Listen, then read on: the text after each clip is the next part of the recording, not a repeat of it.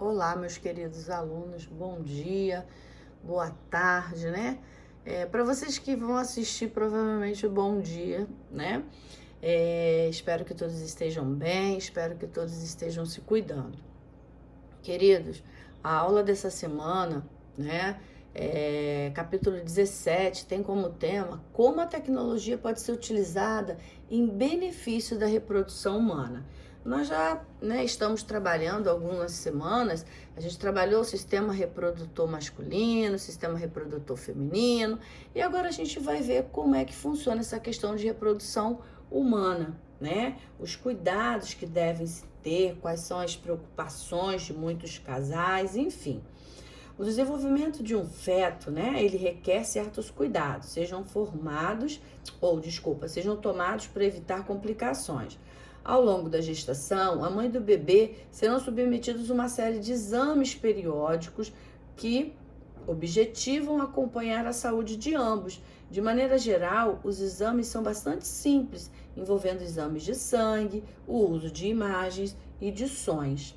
Entretanto, outros casos, como a idade materna avançada, doença prévia, exames mais aprofundados, podem ser realizados nesse caso, né, se for necessário. Chamamos isso de diagnóstico pré-natal, que é um conjunto de exames e procedimentos que permitem acompanhar o desenvolvimento do bebê ainda no útero. A gente vê muitos casos de pessoas que acabam engravidando e não se preocupam em procurar um obstetra, procurar um médico para saber como que está a saúde, né, do embrião, do feto que está se desenvolvendo e da própria mãe. E com isso pode acontecer no decorrer dessa gestação alguns problemas que pode acarretar tanto problema para a mãe quanto para o bebê. Então é importante, por isso que a gente fala, o diagnóstico pré-natal são os exames que são simples, né? Desde de exames de sangue, exame de urina, exames de imagens, né? Exames de sons são importantes para fazer esse acompanhamento e saber que está tudo bem com o bebê, ok? Então vamos lá. O chamado pré-natal é assistência na área da enfermagem e da medicina prestada à gestante durante os 9 meses de gravidez. Para que serve esse pré-natal? Acabei de falar. Ele visa melhorar, né, e evitar problemas para a mãe e a criança nesse período e no momento do parto.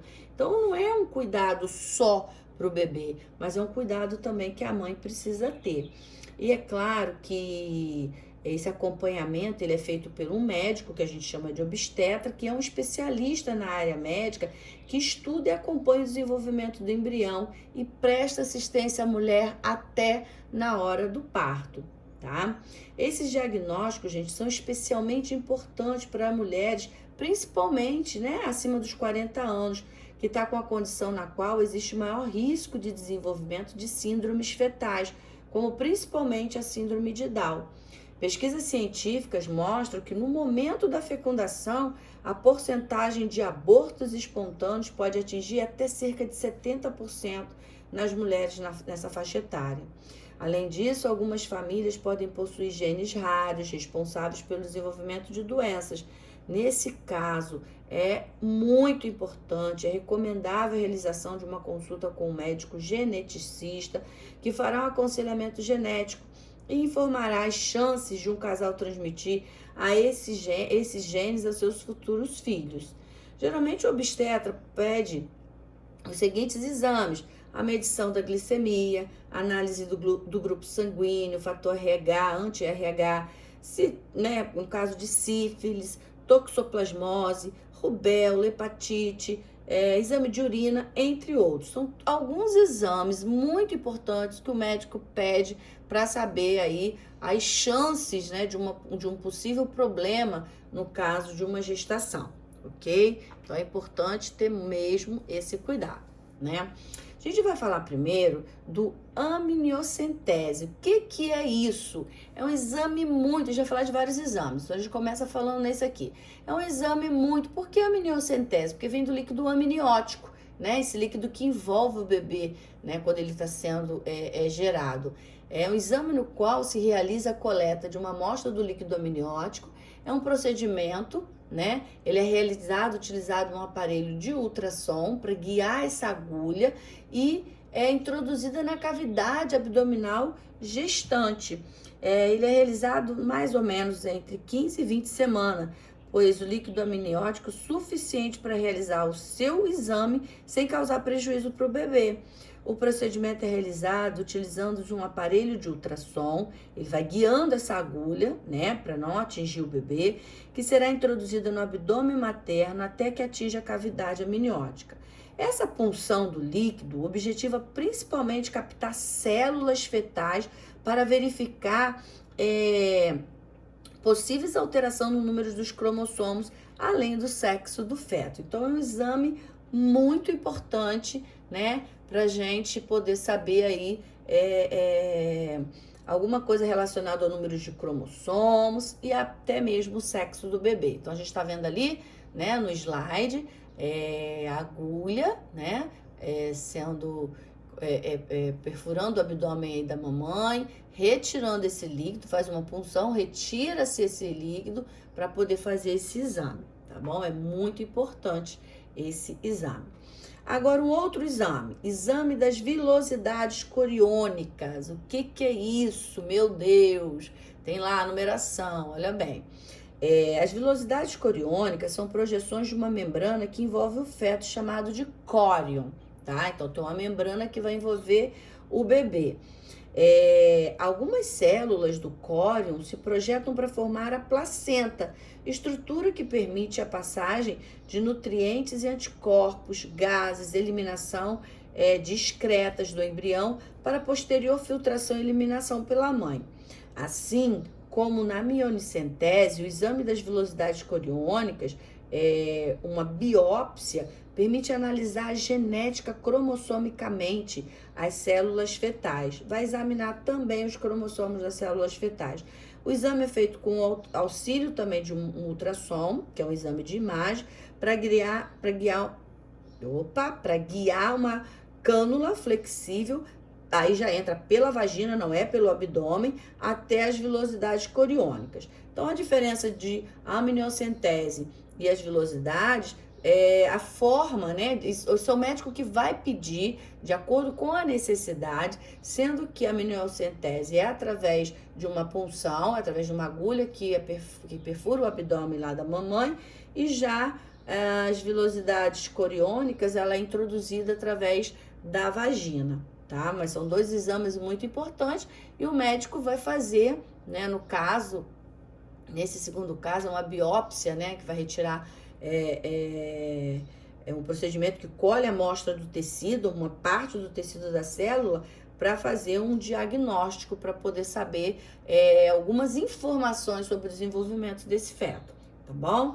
No primeiro caso, a amniocentese é pelo abdômen, né? E é para retirar as células para saber a questão das alterações de número de cromossomos, sexo do bebê, é pelo abdômen. Já esse exame já é uma biópsia de vilosidade, vai retirar tecidos para saber também a respeito do desenvolvimento e algum problema que possa acarretar no desenvolvimento deste embrião, ok? Bom, a gente vai falar agora de um outro exame também muito importante, né? Que é o que a gente chama de fetoscopia. O que é a fetoscopia? A cirurgia fetal endoscópica ou fetoscopia é uma técnica de cirurgia, né, fetal minimamente invasiva. Ela é muito muito leve, vamos dizer assim, que associa a ultrassonografia e a esse nome é complicado, videolaparoscopia, para se visualizar e operar diretamente o feto sem abrir o útero da mãe, tá? Então, é um exame também muito importante e o objetivo é avaliar o desenvolvimento fetal, observando a sua formação. Em caso de necessidade, nesse exame, a fetoscopia, até mesmo uma intervenção cirúrgica pode ser feita para corrigir algum problema no desenvolvimento do embrião. Então, nesse caso, na fetoscopia, quando o médico, né, é um diagnóstico, ele vai ver se está tudo bem. Se caso estiver com algum problema e que possa ser corrigido, ele vai ser feito até mesmo no próprio útero da mãe, lá dentro mesmo, né, na própria gestação, isso pode acontecer, tá? Ou seja, quando um quadro congênito poderia levar à morte do feto ou à evolução das condições após o nascimento. Então, ele pode ser feito desse jeito. Por outro lado, para a execução da fetoscopia externa, utiliza-se um instrumento sobre a região abdominal da gestante que visa auscultar os batimentos cardíacos do feto, tá bom? Bom, a gente tem aqui, por meio também da fetoscopia, pode-se observar a presença de tumores no feto ou outras anomalias que podem ou não ser retiradas cirurgicamente ainda no ventre materno. Então, fez a fetoscopia, o médico detectou algum problema, ele pode, dentro do útero da mamãe lá, fazer alguns tipos de cirurgia para que essa criança não venha nascer com problemas mais graves. Ok? Bom, gente, muita gente já deve ter ouvido falar em casais que têm dificuldades de engravidar, né? A gente já vai falar sobre isso. Mas antes da gente falar sobre isso, né, a gente vai dar uma olhada aqui no nosso slide. A gente está vendo um útero, né? E a gente vai falar da gravidez ectópica, ou seja, a gravidez que ocorre fora do lugar normal. Por quê? Eu falei na aula passada que o espermatozoide ele vai se encontrar com o ovócito lá na tuba uterina. Só que depois que ele se encontra com o ovócito na tuba uterina, né, nessa região aqui que acontece o encontro, né, depois que houve a fecundação, esse ovócito já fecundado, ele vem para o útero num processo denominado nidação, onde ele vai se fixar e fica quietinho lá. Beleza. Então, isso é o que acontece normalmente. Já numa gravidez ectópica, ela precisa geralmente ser interrompida. Por quê? O espermatozoide, quando se encontra com o ovócito, ele acaba se desenvolvendo na tuba uterina, o que não é normal, né? Então ele acaba sendo formado fora do local normal. Então aí pode acontecer realmente problemas no desenvolvimento e em muitos casos precisa ser retirado. Os principais alvos da reprodução assistida nas mulheres que desejam de uma forma independente, casais que queiram ter seus bebês, né, que são alterados, a síndrome dos ovários policísticos, que vocês estão vendo aqui no lado direito do slide, e a endometriose, o câncer ou infecções dos órgãos reprodutores. Caso de gestação ectópica, baixa produção de ovócitos, espermatozoides, né, e espermatozoides também mal formado, tá?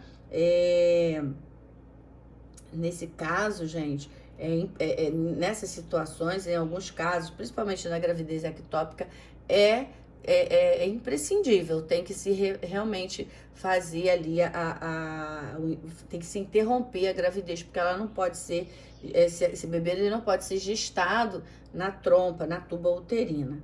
A orientação de um tratamento médico sempre vai depender do quadro de cada paciente, né? A recomendação, ela é de acordo com cada quadro de cada casal, de cada mulher, tá bom? Mas alguns casais que querem ter seus bebês e têm alguns problemas que acabam sendo realmente, às vezes, impedidos, né, de ter de forma normal, que eu digo assim, através do ato sexual, da forma normal, a fertilização in vitro. Quando a gente fala em fertilização in vitro, é porque a gente está falando de vidraria de laboratório. Como é que isso acontece, né? Nesse caso, essa fertilização in vitro é uma inseminação artificial. São tipos de reprodução assistidas. Elas foram desenvolvidas para possibilitar os casais com dificuldade por ter uma gestação por vias naturais, né? De ter seus filhos. Então, a fertilização in vitro é uma técnica que consiste na fecundação do ovócito pelo espermatozoide em uma clínica, num próprio laboratório. Né? E como eu já falei, a questão do in vitro é porque se trabalha em vidrarias de laboratório, né? De pesquisa, dando a ideia de procedimento feito no vidro.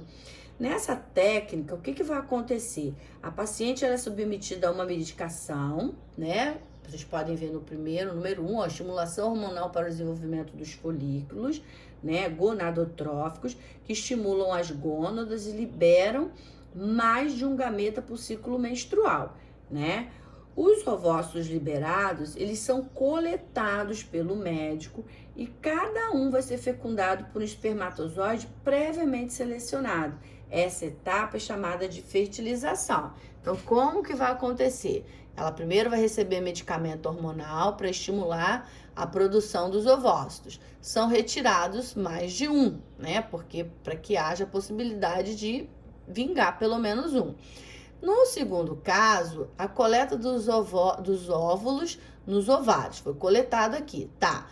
Aqui tem o sêmen, né? Do parceiro, do companheiro. E tanto os ovócitos, os óvulos, quanto o sêmen, vai ser, o espermatozoide vai ser injetado numa vidraria, no laboratório, dentro desses dois óvulos, que depois vai para uma incubadora, vai para um localzinho, esperar alguns dias para poder depois ser transferido para o útero da mamãe, né? Vai fazer essa transferência depois de um tempo, né? E fixar, que é o processo chamado de nidação, para o desenvolvimento, tá? Tendo ocorrido a fertilização, aí vai formar o que a gente chama de célula ovozigoto. Após 72 horas, será implantado no útero da mulher, que é o processo de nidação. Normalmente são implantados mais de um para aumentar as chances de sucesso do procedimento, né? E graças a isso, a maior chance de haver gestação de gêmeos. É muito comum pessoas que fazem fertilização in vitro vir gêmeos, né? Porque como são retirados 2 ovócitos, são fecundados 2 óvulos e aí acabam né, nesse desenvolvimento acabam vindo gêmeos. Esse método também pode ser utilizado por mulheres que estão na menopausa, né, e utilizando um ovócito doado por uma outra pessoa, por uma outra mulher, tá? Esse é a fertilização in vitro. Tem muita gente que confunde agora com a inseminação artificial. In vitro, recolhe-se o ovócito, o espermatozoide numa vidraria, faz a fecundação, espera 72 horas e depois ele é implantado no útero da mulher. Já a inseminação artificial, por sua vez, ela é indicada quando há rejeição imunológica do sêmen do parceiro. Então, vamos dizer, a mulher, ela não tem problema, mas por algum motivo o organismo dela tem uma rejeição, por algum problema em relação ao sêmen do parceiro. Então, é a esterilidade desconhecida, espermograma com alterações irregulares na ovulação. Nessa situação, a coleta do sêmen do parceiro é realizada e alguns espermatozoides são selecionados, né? Então, vai ser selecionado aquele esperma que são julgados mais saudáveis. Com auxílio de uma seringa e de uma cânula oca, os espermatozoides são depositados diretamente na cavidade uterina para que possam fecundar os ovócitos daí da mamãe. Essa etapa é chamada de inseminação, que por ter acontecido por método de biotecnológicos, é chamado também artificial. A técnica realizada no período fértil da mulher, ou seja, para acontecer a inseminação artificial, a mulher precisa estar no período fértil. Ela vai liberar normalmente, tá? Lá do ovário esse ovócito, e aí o médico vai retirar o sêmen do marido, vai selecionar aqueles espermatozoides mais saudáveis e aí ele vai injetar esse espermatozoide, esses, né, que são vários, vocês podem ver aqui, olha, no slide, são, né, centenas, milhares, que vai encontrar aqui, olha, o ovócito da mulher e acontece o que a gente chama de fertilização. E logo depois ele retorna para o útero no processo denominado nidação. Essa técnica é chamada também, né, no caso de artificial, por ser uma coisa introduzida pelo próprio médico. Esse método também é indicado quando o homem produz poucos espermatozoides ou passou por vasectomia ou tratamento quimioterápicos. Caso tenha mantido seus espermatozoides congelados, ele ainda terá chance de ser pai, né? Então, esse método aí acontece quando o espermatozoide tem algum problema e que não consegue fecundar o ovócito. Então, às vezes tem espermatozoides que são que não tem um batimento, né, muito rápido até chegar o ovócito, tenha passado por processos aí de quimioterápicos, ele tenha passado aí por algum problema, né, algum tipo de acontecimento no qual o espermatozoide é produzido em pouca quantidade, enfim, aí é submetido a esse método de inseminação artificial, tá? Então, é um outro método também que a gente vê muito, né, que as etapas, algumas mulheres acabam optando ou por um ou por outro, né, ou a inseminação artificial ou a fertilização in vitro, que são duas chances, são duas maneiras das mulheres terem os seus bebês, tá bom? Meus amores, espero que vocês tenham gostado, espero que vocês tenham entendido, tá? Agora, mais uma vez, tá? Eu tô postando essas videoaulas com antecedência, tô percebendo que tem muita gente que não está fazendo as atividades, não estão assistindo as videoaulas. Então, vocês precisam, primeiro, eu já falei, primeiro vocês leiam a apostila, façam as suas anotações e façam as anotações daquilo que você não entendeu. Dê no cantinho do lado do seu caderno.